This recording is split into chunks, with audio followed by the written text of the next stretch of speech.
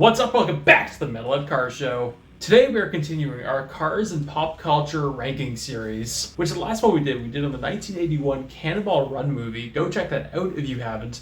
But today we are looking at the Fast and the Furious franchise. Spanning 10 movies and almost hundreds of cars, there are so many to pick from. So what we're doing in this video is we are picking one car per movie, and I'm kind of just doing it as either my favorite or what I believe is kind of most significant car from the movie. But before we get into the video, this channel has rapidly approached that 1,000 subscriber mark.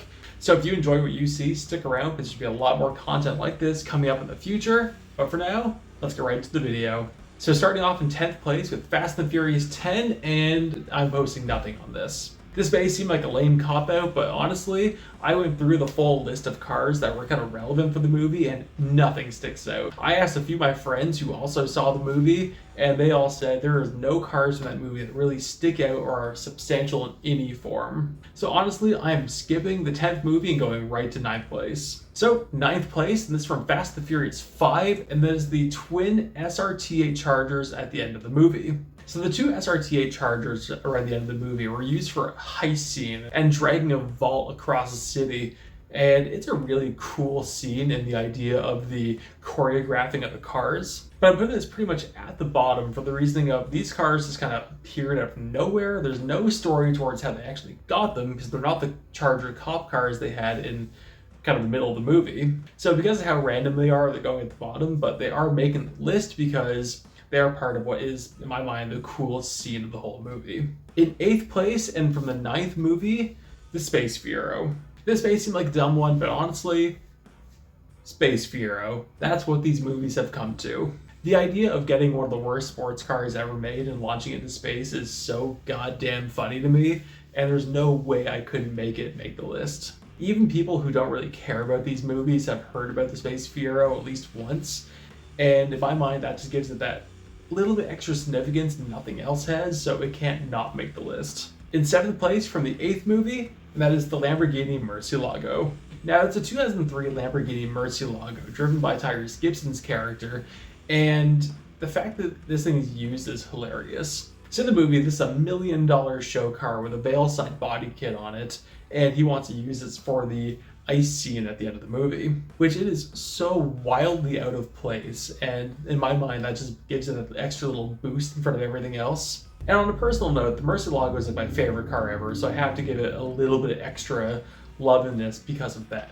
And on top of that, one of the two surviving cars is actually restored by YouTuber Travarish, and it got so much attention from that, so I needed to make sure it was actually on the list. It's not going any higher because truthfully they're just more substantial cars than the Murcielago, as cool as it is. And from 6th place from the 7th movie, the W Motors Lykan Hypersport.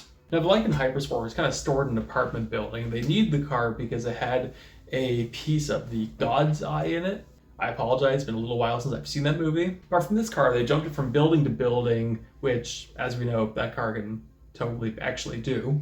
And when they did this, despite the car is actually powered by like a 4-liter roof-tuned Porsche engine, it suddenly sounds like a Lexus LFA. Go through it.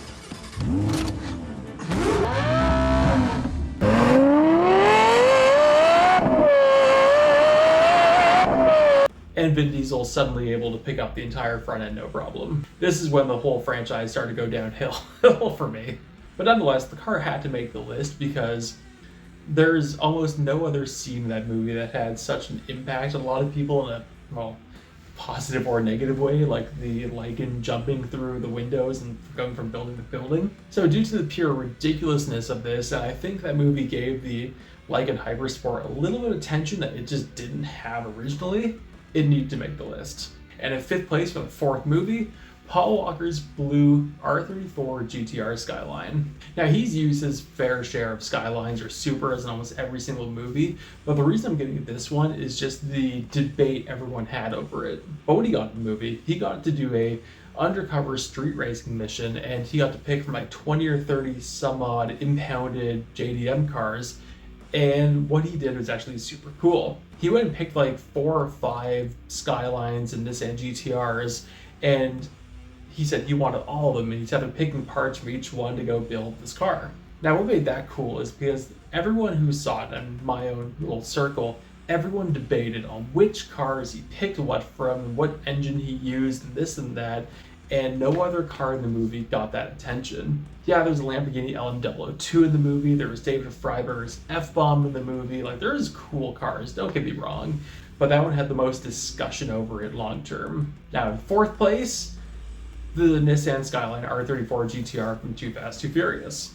Now, I think this movie's aging not great because it was still very much in the Ricer era of the movies. But the reason I'm putting this car in, suppose like the Camaro Yanko or something like that, is because there were so many people in North America who saw the Skyline for the first time. Prior to that movie, like we had like the Need for Speed games, but none of us really got to get a great look and actually hear one of these things. So seeing that was so cool for a lot of us. And I generally think that was a part of what built Skyline's legacy in North America. Some people may argue with me and say it was the R32 or obscure footage of the R31, but I generally believe it was the second Fast and the Furious movie with that silver Skyline. In third place from the sixth movie, the Flip Car. Now this might be a bit of an obscure pick because generally there was a lot of cool cars in that, but the Flip Car was just something special. For those who don't know, the Flip Car was made as kind of a stunt vehicle where it would go and flip cars in these chase scenes. And in the movie, they said it had like a turbo diesel Le Mans engine and four-wheel steering, and it's half true. See, it did have functioning four-wheel steering, which means you could go and crab walk and it could do these corners at ridiculous speeds. But they didn't do a turbo diesel of any variety. They crammed an LS in it, so along with being this tube car with no bodywork, it also made over 500 horsepower. So it's fast, it has functioning four-wheel steering, and it would actually flip cars. There's a lot of fakery, there's a lot of CGI, there's a lot of things that just absolutely are not real or believable or work in the laws of reality in any manner, but that thing did. So the fact that they actually built that for the movie and it was completely functioning and it worked beautifully, it had to go on the list. Second place, and arguably the most controversial car in the entire franchise, from the Tokyo Drift movie, and that is the RB-powered Mustang. Now, I'm sure that some people who believe putting a Skyline engine into a Gen 1 Mustang completely removes all the America and all the freedoms from the Mustang, but let's face it, for the story, it made the car so much more interesting. The idea of we have this wrecked Nissan Silvia, but the engine's still great, and we have this Mustang that's body's great, but there's nothing else going on, and merging them together and making it work is such a cool storyline. And honestly, it's a beautiful car. It's a 67 or 68 Mustang Fastback, which is already like just stunning. And it had the scream of that RV powered straight six, single turbo straight six actually. And it made just such a unique car. We've seen our Hemi Chargers, we've seen our Skylines, we've seen our Eclipses and whatnot, but there was nothing like this prior, and frankly, there's never been anything like this since. So frankly, it might actually be my favorite car of the entire franchise. But in first place, from the first movie, the Dodge Charger.